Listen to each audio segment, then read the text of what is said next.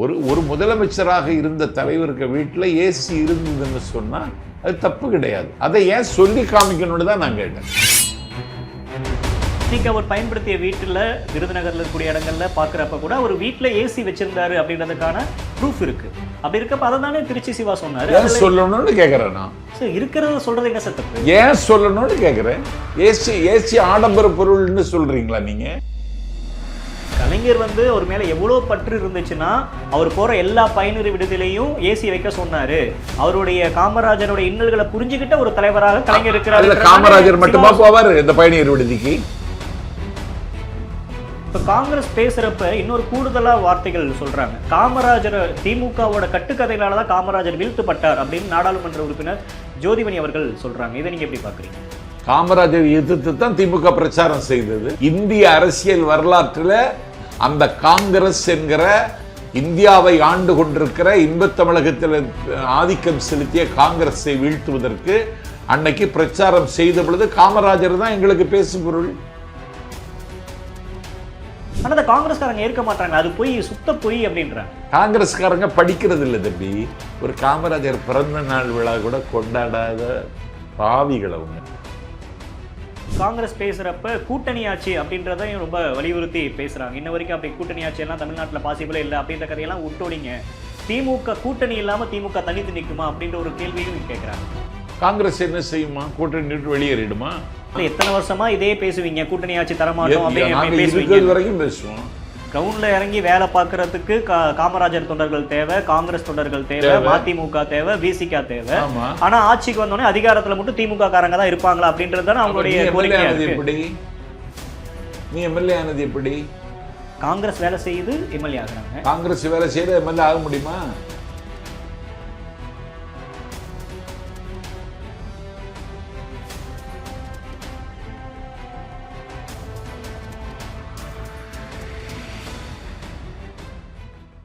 தெறிக்கவிடும் காரம் நிறம் சுவையை தருகிறது. ஆச்சி மிளகாய் தூள் தெறிக்கவிடும் காரம் நிறம் சுவை. டிடிபேட் நேயர்களுக்கு வணக்கம். இன்றைய சிறப்பு நேர்காணலில் நம்மோடு இணைந்திருக்கிறார் திராவிட இயக்க சிந்தனையாளர் நாஞ்சில் சம்பத் அவர்கள். ஐயா வணக்கம். வணக்கம். காமராஜர் அவர்கள் குறித்து திருச்சி சிவா அவர்கள் பேசினது பெரும் சர்ச்சையை ஏற்படுத்தியிருக்கு. அவர் என்ன பேசினாரு, அதற்கு காங்கிரஸ் என்ன பதிலடி கொடுத்தாங்க அப்படின்றத பற்றி நம்ம பின்னாடி வருவோம். காமராஜர் அவர்கள் ஏசி பயன்படுத்தினாரு அப்படின்றது தற்போது பேசுபொருளாக மாறி இருக்கு. நீங்க எப்படி பாக்குறீங்க? காமராஜர் எளிமையின் அடையாளம். சொர்க்கத்தில் மிதக்கும் சோவியத் ரஷ்யாவிற்கு சென்ற பொழுது கூட கோட்டு சூட் அணியாமல் கதர் சட்டையும் கதர் வேட்டியும் அணிந்து கொண்டு போன பச்சை தமிழன். ஆடம்பரம் அணு அளவும் இல்லாமல் ஒரு உப்பை விட எளிமையாக இருந்தவர். அவர் ஏசி வசதி கேட்டார் என்பதற்கு எந்த ஆதாரமும் இல்லை. தலைவர் கலைஞர் அவருக்கு ஏசி வசதி செய்து கொடுக்க சொன்னார் என்று நான் பெரிதும் மதிக்கின்ற என் அண்ணன் திருச்சி சிவா கலைஞர் அவரிடம் சொன்னதாக சொன்னதை நம்புவதற்கும் எந்த தரவுகளும் இல்லை. காமராஜர் போன்ற மிகப்பெரிய ஆளுமைகளை போற்றியும் புகழ்ந்தும் தான் செய்திகள் சொல்ல வேண்டுமே தவிர கல்லறை குயிலாகிவிட்ட காவியம் செய்த தலைவர்களை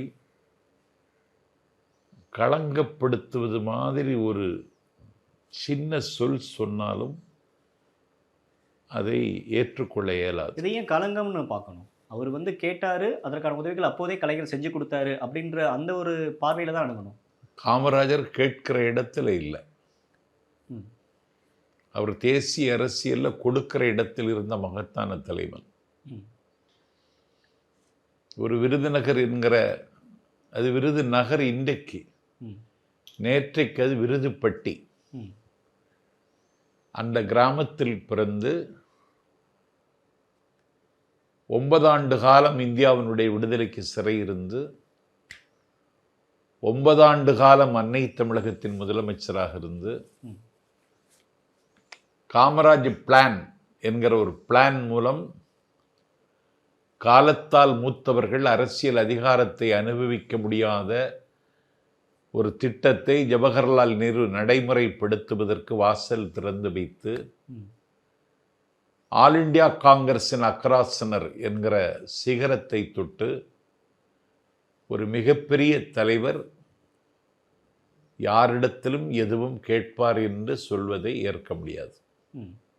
இல்லை, அந்த இது பற்றி கலைஞரே பதிவு போட்டிருக்காரு. இது மாதிரி காமராஜருக்கு வைசி வசதி செஞ்சு கொடுத்தோம் அப்படின்ற மாதிரி கலைஞரே ஒரு பதிவு போட்டிருக்காரு அப்படின்றது தான் திமுக தரப்பு வாதமாக இருக்குது. அதுவும் ஒரு உதவி செஞ்சதை கலைஞர் அவர் காமராஜர் மேலே எவ்வளோ பற்றும் மரியாதையும் வச்சிருந்தாரு அப்படின்றது. கலைஞர் காமராஜர் மேலே பக்தி வைத்திருந்தார், பற்று வைத்திருந்தாருங்கிறது உண்மை. ஏன்னா காமராஜர் தான் இந்திராவை இந்தியாவினுடைய பிரதமராக்கியவர். அந்த இந்திரா காங்கிரஸ் 2ஆக உடைத்து இண்டிகேட் சிண்டிகேட் என்றது பிரிகிற பொழுது காமராஜர் இந்திராவின் பக்கம் இல்லை, அவர் சிண்டிகேட் காங்கிரஸில் இருந்தார். அந்த அன்னை இந்திரா எமர்ஜென்சியை கொண்டு வந்ததில் காமராஜருக்கு உடன்பாடு இல்லை. கலைஞர் அப்போது தமிழ்நாட்டினுடைய முதலமைச்சர். காமராஜர் அந்த கவலையிலும் மன அழுத்தத்திலும் இருக்கிறார் என்பதை தெரிந்து கொண்டு தலைவர் கலைஞர் நான் வேண்டுமானால் ராஜினாமா செய்து விடுகிறேன் முதலமைச்சர் பதவி என்று சொன்ன பொழுது, நீ முதலமைச்சராக இருக்கிற காரணத்தால் தான் ஜனநாயக காற்றை நாங்கள் எல்லாம் சுவாசிக்கிறோம் என்று சொன்ன தலைவர் காமராஜர். இதில் இன்னொரு பேசு பொருளாக மாறி இருக்கிறது, காமராஜர் அவர்கள் உயிர் பெறும் தருவாயில் கலைஞரோட கையை பிடித்துக்கிட்டு ஜனநாயகத்தையும் நாட்டையும் நீ தான் காப்பாற்றணும் அப்படின்னு காமராஜர் கலைஞருக்கு பற்றி சொன்னதாகவும் திருச்சி சிவா பேசுகிறார். ஜனநாயகம் போச்சேன்னு காமராஜர் சொன்னார் கலைஞர்கிட்ட. திருச்சி சிவா சொன்னது மாதிரி இல்லை, ஜனநாயகம் போச்சே. ஆனால் அது உண்மை, கலைஞர்கிட்ட இறுதியாக பேசினது அது உண்மையா? நான் தழுதலுக்கு கலைஞர்கிட்ட சொன்னது உண்மை. ஆனால் எனக்கு என்ன கவலை அப்படின்னா, இது ஏன் இப்போ பேசணும் என்கிறது தான். ஒரு வல்லாதிக்கத்தை, ஒரு மிருக நியாயம் கூட இல்லாத ஒரு மிலேச்சத்தன பாசிஸ்டர்களை தேசிய அளவில் வென்றெடுப்பதற்கு வீகம் வகுக்க வேண்டிய நேரத்தில் வினைத்திட்பத்தோடும் மனத்திட்பத்தோடும் அவர்களை வீழ்த்துவதற்கு என்ன செய்யலாம் என்று யோசிக்க வேண்டிய வேளையில் இது மாதிரி சின்ன சின்ன விஷயங்களை பேசி நாட்டு மக்களுடைய கவனத்தை திசை திருப்புவது மட்டுமல்ல, அண்ணன் ஸ்டாலின் வடிவமைத்திருக்கிற இந்த வலிமையான கூட்டணியில ஒரு உராய்வு கூட வராமல் பாதுகாக்க வேண்டிய பெரும் பொறுப்பு திமுகவின் ஒவ்வொரு தொண்டனுக்கும் இருக்கிறது. அதைத்தான் இன்னைக்கு அண்ணன் ஸ்டாலின் வெளிப்படுத்தி இருக்கிறார். இதை எப்படி அண்ணன் சிவா செய்தாங்கன்னு எனக்கு தெரியல. ஆனால் இதை இன்னைக்கு பேசு பொருள் ஆகியிருக்க கூடாது. இல்ல, காங்கிரஸ்காரங்க தான் அதை பேசுறாங்க, அவங்களுக்கு தான் மனசுக்குள்ள இருந்து ஒரு ஆதங்கமா வெளிப்படுத்துறாங்க அப்படின்னு. இல்ல, நான் காங்கிரஸ் கட்சி நிர்வாகிகளுக்கு நான் மிகுந்த கவலையோடும் பதிவு செய்வது, நமக்கு இதுவல்ல இப்போது பேச வேண்டிய பொருள்.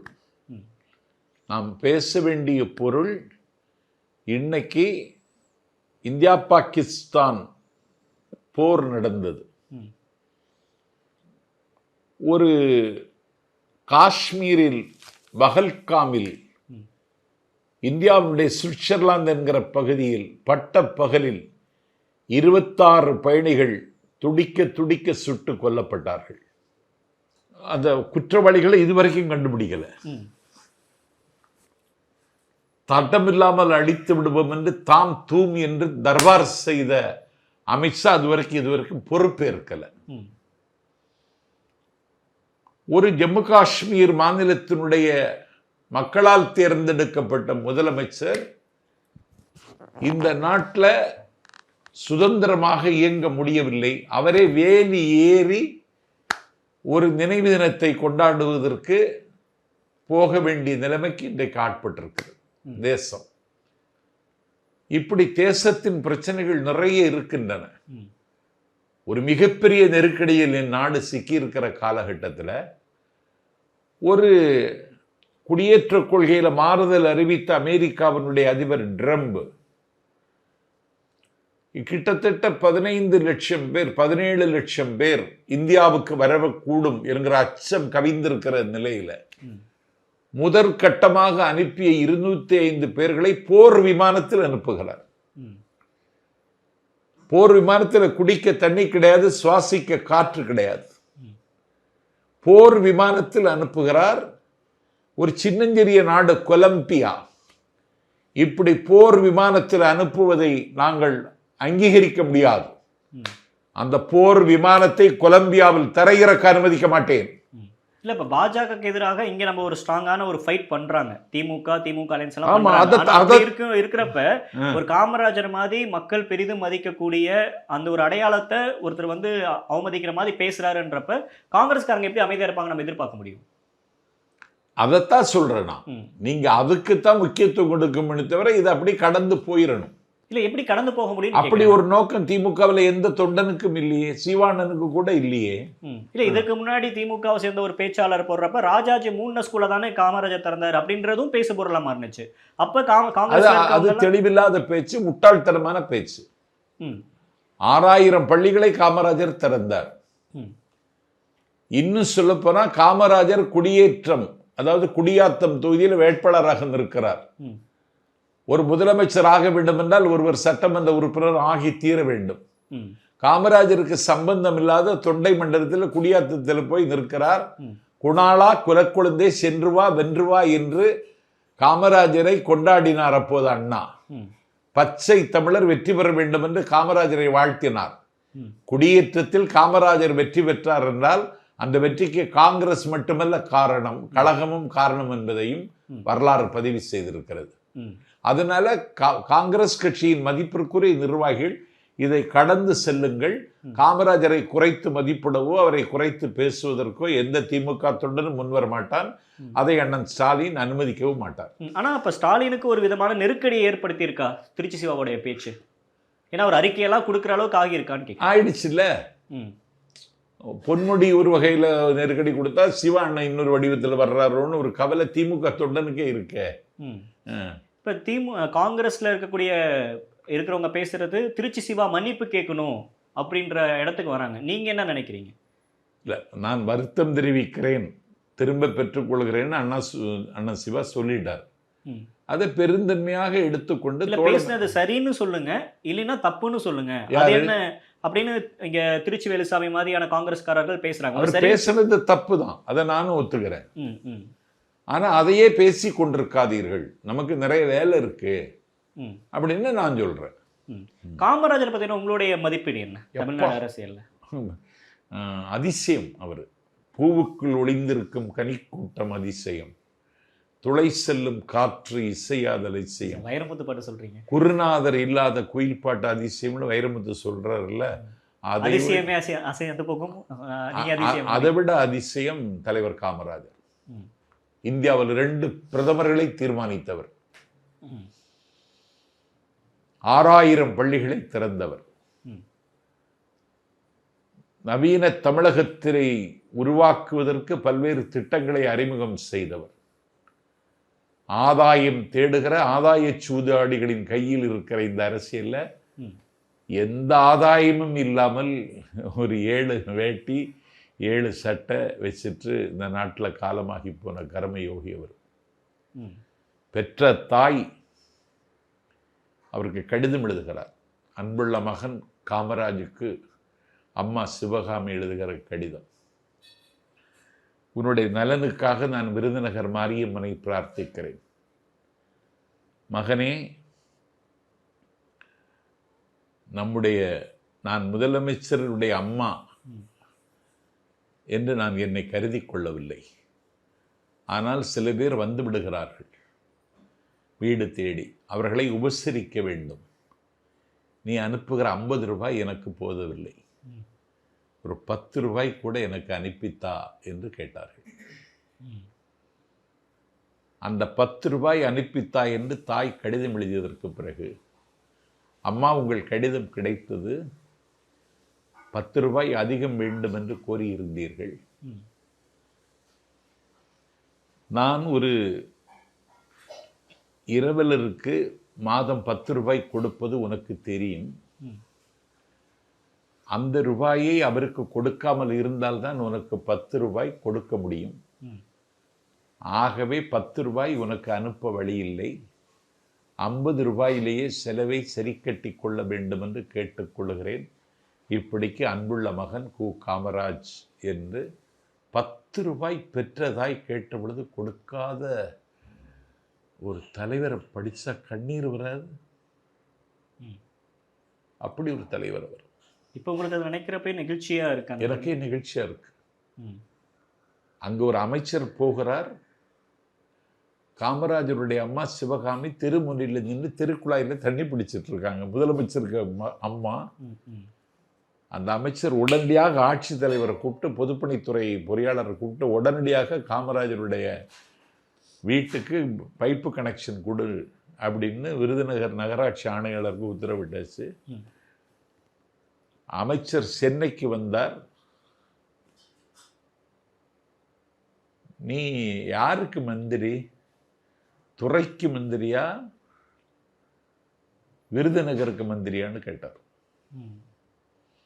இதெல்லாம் அத்துமீறல். இப்படி இருந்தா நீ மந்திரி கிடையாது, எந்திரின்னு சொல்ல வேண்டிய நிலைமை வரும்னு எச்சரித்தார். ஒரு பெற்ற தாய்க்கு குழாய் இணைப்பு கொடுப்பதற்கு கூட அதிகாரத்தை பயன்படுத்தாத ஆகாயத்தை போல பரிசுத்தமானவர் காமராஜர். சார், இப்போ நம்ம கடந்த காலங்களில் காமராஜர் எவ்வளோ எளிமையாக இருந்தார் அப்படின்றது இன்னைக்கு பட்டி தொட்டியில் இருக்கக்கூடிய குழந்தைங்களுக்கு கூட தெரியும். அதில் எந்த மாற்று கருத்தும் இல்லை. ஆனால் இன்னைக்கு அவர் பயன்படுத்திய வீட்டில் விருதுநகரில் இருக்கக்கூடிய இடங்களில் பார்க்குறப்ப கூட அவர் வீட்டில் ஏசி வச்சிருந்தாரு அப்படின்றதுக்கான ப்ரூஃப் இருக்கு. அப்படி இருக்கப்ப அதை தானே திருச்சி சிவா சொன்னார். சொல்லணும்னு கேட்குறேன் நான். சார், இருக்கிறத சொல்றது என்ன சார் தப்பு? ஏன் சொல்லணும்னு கேட்குறேன். ஏசி ஆடம்பர பொருள்னு சொல்றீங்களா நீங்க? அத்தியாவசியம் இப்ப ஆயிருச்சுல. அத்தியாவசிய பொருள் அது இல்ல. அதை சொல்றதுனால என்ன அவருக்கு ஒரு களங்கம் வந்துட போகுதுன்னு கேட்கிறேன். அப்படி அவங்க காங்கிரஸ்காரங்க நினைக்கிறாங்கல்ல, அவங்க நினைக்கிறதுக்கு மாதிரி நீங்க நடந்துக்கலாமா? நாஞ்சில் சம்பத்தி வீட்டுக்கு நீங்க வந்திருக்கீங்க. ஏசி இல்ல. நாஞ்சில் சம்பத்தி ஏசி கூட இல்ல அப்படின்னு நான் சொல்றதை விரும்பல. நான் ஒரு முதலமைச்சராக இருந்த தலைவருக்கு வீட்டில் ஏசி இருந்ததுன்னு சொன்னா அது தப்பு கிடையாது. அதை ஏன் சொல்லி காமிக்கணும்னு தான் நான் கேட்டேன். இல்ல, கலைஞர் அவர் மேல எவ்வளவு பற்று இருந்துச்சுன்னா அவர் போற எல்லா பயணியர் விடுதலையும் ஏசி வைக்க சொன்னாரு. அவருடைய காமராஜருடைய இன்னல்களை புரிஞ்சுக்கிட்ட ஒரு தலைவராக கலைஞர் இருக்கிறாரு. காமராஜர் மட்டுமா போவாரு இந்த பயணியர் விடுதிக்கு? காமராஜர் மட்டும் அங்க போவாங்க, நான் கூட போவேன்.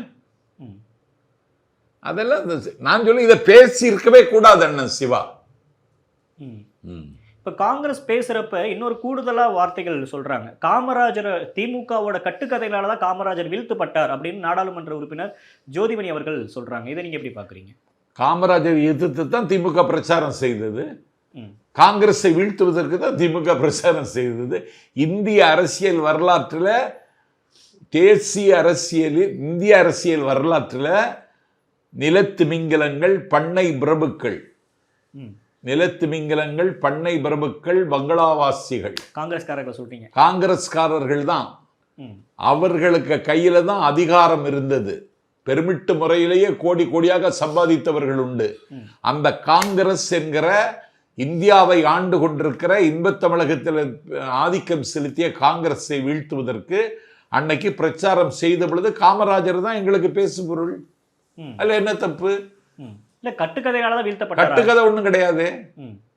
இந்திய ஆதிக்க எதிர்ப்பு போர் வந்துச்சு 65. அன்னைக்கு என்ன நடந்தது? கலைஞர் தனிமை சிறையில் வைக்கப்பட்டார். தமிழ்நாடு முழுக்க மாணவர்கள் கொதித்தெழுந்தார்கள். இந்தியாவினுடைய இராணுவத்தை எதிர்கொள்ளக்கூடிய வலிமை தமிழ்நாட்டு மாணவர்களுக்கு கொண்டு நிரூபித்த போராட்டம் அந்த போராட்டம். இந்திய ஆதிக்கம் என்பது கட்டுக்கதையா? ஜோதிமணி பதில் சொல்லுவாங்களா? கட்டுக்கதையில இன்னைக்கு இருக்க, இன்னைக்கு நாங்க பிரச்சாரம் பண்ணிட்டு தானே இருக்கோம். அதனால கட்டுக்கதைகளால காமராஜரை வீழ்த்தணுங்கிறது இல்லை. இந்தியாவில் ஒரு அறுதி பெரும்பான்மை உள்ள தேசம் தழுவிய ஒரு மிகப்பெரிய கட்சியை வீழ்த்திய பெருமை அண்ணாவுக்கும் திமுகவுக்கும் உண்டு. இதுவரைக்கும் அந்த ரெக்கார்டை யாரும் இந்தியாவில் முறியடிக்கல. ஆமா, இன்னொன்று எமர்ஜென்சி அப்போ காமராஜர் வெளியே போக இருந்தார், திருப்பதி போக இருந்தார், அதை தடுத்து நிறுத்தினதே கலைஞர் தான். நீங்கள் போனீங்கன்னா வெளி மாநிலத்துக்கு போனீங்கன்னா உங்களை அரெஸ்ட் பண்ணிடுவாங்க, இங்கேனா நான் அதை பார்த்துக்குவேன். ஆமா, அதெல்லாம் உண்மைதான். ஆனால் அதை காங்கிரஸ்காரங்க ஏற்க மாட்டாங்க, அது பொய், சுத்த பொய் அப்படின்றாங்க. காங்கிரஸ்காரங்க படிக்கிறது இல்லை தம்பி. சொல்றவங்க எல்லாம் ரொம்ப அரசியல்ல படந்து கொட்ட போட்டவங்க சார். அதெல்லாம் கிடையாது. காங்கிரஸ்காரங்க படிக்கிறது இல்லை. ஒரு காமராஜர் பிறந்த நாள் விழா கூட கொண்டாடாத பாவிகள் அவங்க. சரி, என்ன சார், நிறைய பேர் காங்கிரஸ் சட்டமன்ற உறுப்பினர்கள் அறிக்கை விடுறாரு, காமராஜர் நோக்கி போராட்டம் தான். காமராஜர் பிறந்த நாளையே கொண்டாடினீங்களா நீங்க? குறைந்தபட்சம் நீங்க வெற்றி பெற்ற தொகுதியிலேயாவது கொண்டாடுனீங்களா? கொண்டாடலன்றீங்களா நீங்க? கொண்டாடலையே. மாநாடு நடத்தி இருக்க வேண்டாமா ஜோதிமணி கரூர்ல? கொண்டாடலையே. இன்னொன்னு, அண்ணாமலையில இருந்து எல்லாரும் காமராஜருக்கு சப்போர்ட்டா பேசுறாங்க. அது பேசுவோம். அண்ணாமலை பேசுறதுல உள்நோக்கம் இருக்கு, தமிழிசை பேசுறதுல உள்நோக்கம் இருக்கு. திமுகவுக்கு அப்படி ஒரு நோக்கம் எல்லாம் கிடையாது. ஓகே. இன்னொன்னு, காங்கிரஸ் பேசுறப்ப கூட்டணி ஆட்சி அப்படின்றதையும் ரொம்ப வலியுறுத்தி பேசுறாங்க. இன்ன வரைக்கும் அப்படி கூட்டணி ஆட்சி எல்லாம் தமிழ்நாட்டில் பாசிபிளே இல்லை அப்படின்ற கதையெல்லாம் விட்டோலிங்க. திமுக கூட்டணி இல்லாம திமுக தனித்து நிற்குமா அப்படின்ற ஒரு கேள்வியும் கேட்கிறாங்க. அப்படி ஒரு நிலைமை வந்தா அது எதிர்கொள்ளும் திமுக. காங்கிரஸ் என்ன செய்யுமா? கூட்டணி வெளியேறிடுமா? இல்ல, கூட்டணி ஆட்சின்றது அந்த பேச்சுவார்த்தைக்கே வரமாட்டேன்றாங்க அப்படின்றாங்க. கூட்டணி ஆட்சி கலைஞர் முதலமைச்சர், காங்கிரஸ் ஒத்துழைப்புல தான் கலைஞர் 5 வருஷம் முதலமைச்சராக இருந்தார். 2006 சொல்றீங்க, அது உங்களுக்கு தெரியுமா? ஆனா அது கூட்டணி ஆட்சியா இல்ல, அமைச்சரவையில பங்கு அப்படிலாம் எதுவும் வரல. கலைஞர் அதான் கலைஞர். பாண்டிச்சேரி நீங்க ஆளுங்கள், தமிழ்நாட்டை நான் ஆளுகிறேன், அவ்வளவுதான். எத்தனை வருஷமா இதே பேசுவீங்க, கூட்டணி ஆட்சி தரமாட்டோம் அப்படின்னு வரைக்கும் பேசுவோம். இது ஒரு பண்ணையார் தனமையா தெரியல. அது என்னது? ஏன் கூட்டணி ஆட்சி வரணும்? கிரவுண்ட்ல இறங்கி வேலை பார்க்கறதுக்கு காமராஜர் தொண்டர்கள் தேவை, காங்கிரஸ் தொண்டர்கள் தேவை, மதிமுக தேவை, விசிக தேவை. ஆனா ஆட்சிக்கு வந்தோடனே அதிகாரத்துல மட்டும் திமுக காரங்க தான் இருப்பாங்களா அப்படின்றது அவங்களுடைய கோரிக்கை. எப்படி நீ எம்எல்ஏ ஆனது? எப்படி காங்கிரஸ் வேலை செய்யுது எம்எல்ஏ ஆகுறாங்க? காங்கிரஸ் வேலை செய்து எம்எல்ஏ ஆக முடியுமா? முடியாது. ஒரு தொகுதியை சொல்லுங்க. அதெல்லாம் முடியாது தம்பி. ஓகே. இப்போ இவங்களோட கூட்டணி ஆட்சி கோரிக்கையை திமுக எப்படி ஹேண்டில் பண்ணும்? அதெல்லாம் ஏற்றுக்கிடாது. அறுவை சிகிச்சையில் குணம் இது ஆயுட்கால நிவாரணம். டாக்டர் ஸ்ரீவர்மாஸ்.